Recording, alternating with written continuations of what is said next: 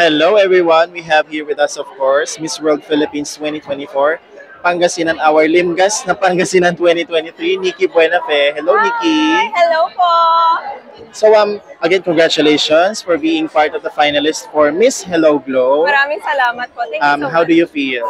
I feel grateful that they picked me as the top 6, and I'm just really happy right now, and I'm just so grateful, and thank you so much.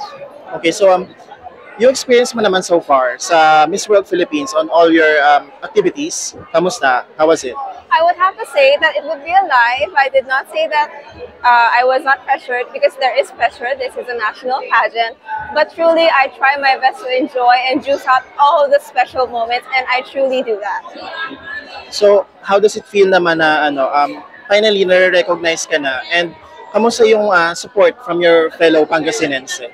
Wow, the support from Pangasinan has always been there. I've actually been waiting for a year, and they've been asking me all the time, when are you gonna, join Miss World? Because we're waiting for you. We want to cheer for you. And I always see their comments. I always see their likes. I feel supported. I feel loved. Maraming salamat. Pangasinan, inarito kayo.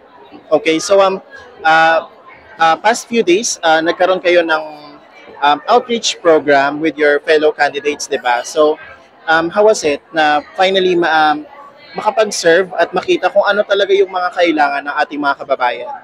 We were able to, past few days, we were able to have a charity program with Philippine Cancer Society in Tondo.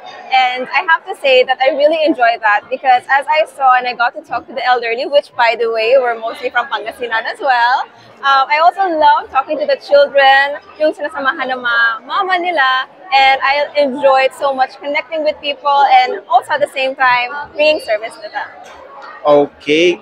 Once again, congratulations. Maraming salamat po. Once again, guys, we have with us Nikki Buenafe from Pangasinan. Thank you so much.